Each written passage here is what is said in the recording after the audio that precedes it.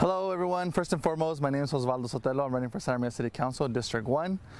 I was born and raised here. I'm proud to be from Santa Maria. I went to local schools here. I graduated from Pioneer Valley High School. I took off to college. I earned a bachelor's degree in criminal justice from California State University, as well with a minor in law and society. I came back because I wanted to give back to my community. I enrolled to a master's program through California State University Northridge. I'm also currently enrolled in a workforce apprenticeship program through Sacramento State. I am a young professional who's been working here for many years now and wanted to give back to my community. I'm proud to be from Santa Maria, and I'm eager to give back to my community. And would you say that's principally why you're running? Correct. Yes, that's one of the main reasons why I'm running, as well as the District 1 being often overlooked. I have several examples that I have seen. For example, if you know the district quite well, Fester, Railroad, and Depot, there was a light there. And just simple things like this, right, that had been not on for quite some time, actually a few months. And things like this are issues for me and issues for the residents that live within the district, where there's no light being shined on District 1. And so for the first time, really, if you think about it with the district elections, that's going to happen, right? Correct. This is the first time. This is going to be a historic campaign for District 1 and 2. It already happened for 3 and 4. But this is the first time somebody can choose an actual candidate. Our constituents can actually vote for a candidate that lives within the district. And one of the things that I have is I was born and raised in the district. I am also bilingual, speak English and Spanish. Okay. Beyond what you just mentioned, what are some of the other changes, not only that your district here, but the city needs to be thinking about, and changes that either need to be made or should be made? Yeah, so part of my platform includes housing, jobs, and educational, recreational jobs for our youth. Part of these came to mind because they're part of my lived experiences. And not only my lived experiences, but it's something that I see in the community. Just working here in the community, one of the things that we need is housing. Quick example that I can give is working in the community. I've gone to multiple homes where 3 to 4 families live in one home. To me, that saddens me. Another one is educational and recreational opportunities for our youth. Why is it that growing up here I had to go play soccer or football out of my city, like other adjacent cities to us, like in the north and south, Santa Barbara or San Luis Obispo? That is something that we really need here in our city as well. Okay. Does Santa Maria have a problem with race relations, inequality, or social injustice or social justice? Yes, I believe so. If you look at the District 1 compared to all the other districts, it looks way different. And I feel like there's a reason for why it looks different. Like I previously said before, it is quite often overlooked, and that is something that I'm stepping forward to change. Can you get a little bit more specific than that?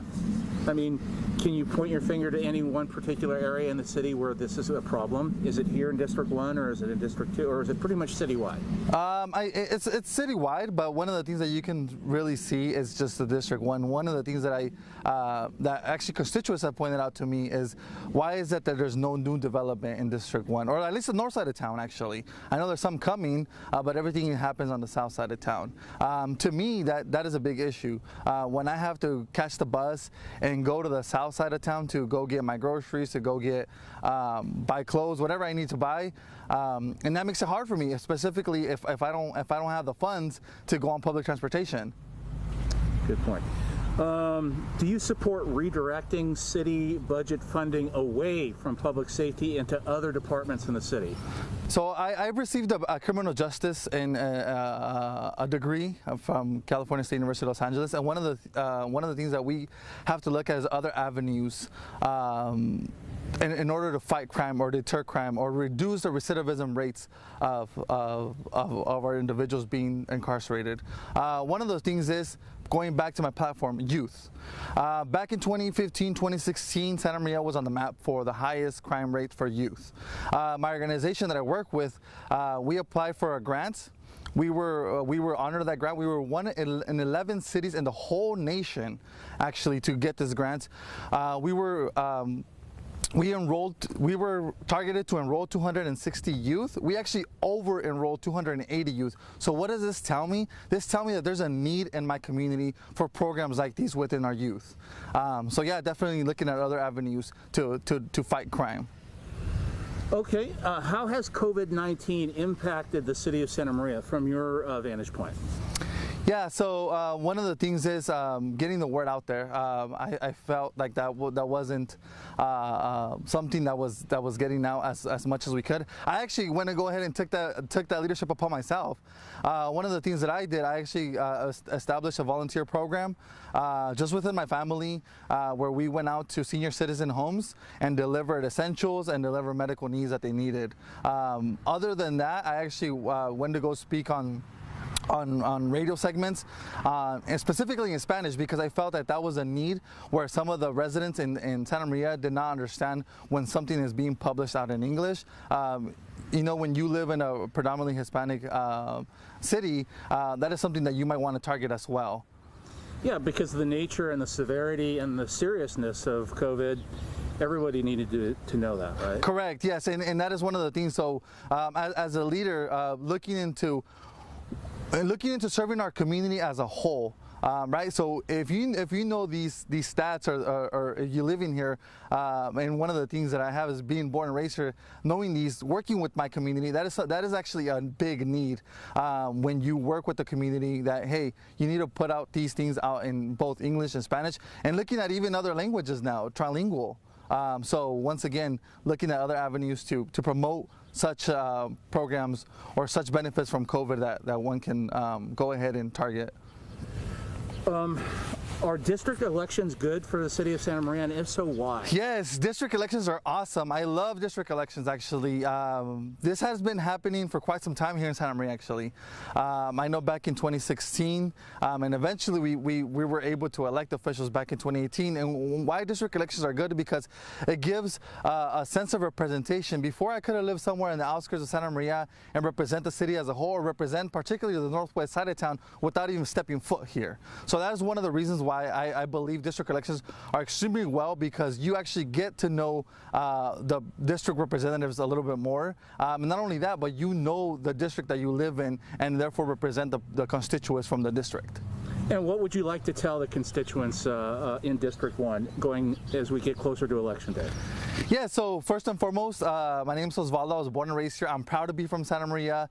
I attended local schools here. And one of my things is giving back to my community. This is essentially for my community. It's for nobody else. One of the reasons why I'm so passionate about my community is because it has so much future here, and there's so much future here in Santa Maria that I feel that we're often overlooking. So one of the things is that I really want to give to my community is that, hey, this is for you and only you. Anything else you'd like to add? Yeah, so kind of giving a little bit about a back of history and tying it down to my platform issues. Back in 2008, my parents lost their home. Due to the recession in 2008, my parents lost their home, and therefore affordable housing is one of my key issues. Another one is jobs. So coming back from college, I thought everything was going to be green on the other side of the hill. Guess what? It wasn't. Why? Because maybe I did not have the interview skills. I did not have maybe the resume preparation skills that I needed to obtain a job. And that's why I'm pushing for programs. Another thing that I really want to push for is for a soccer complex. Imagine Santa Maria with a soccer complex. That is a big, big thing for me, and it's a big thing for the constituents that I've been in touch with. One of the main reasons, if you go out on Saturday and Sunday out to the parks, there is no one park that is dedicated for soccer besides Atkinson Park. Other than that, we don't. Other parks are drainages, actually. So imagine Santa Maria with the soccer complex, and that's one of the things that I want to push for as far as recreation programs.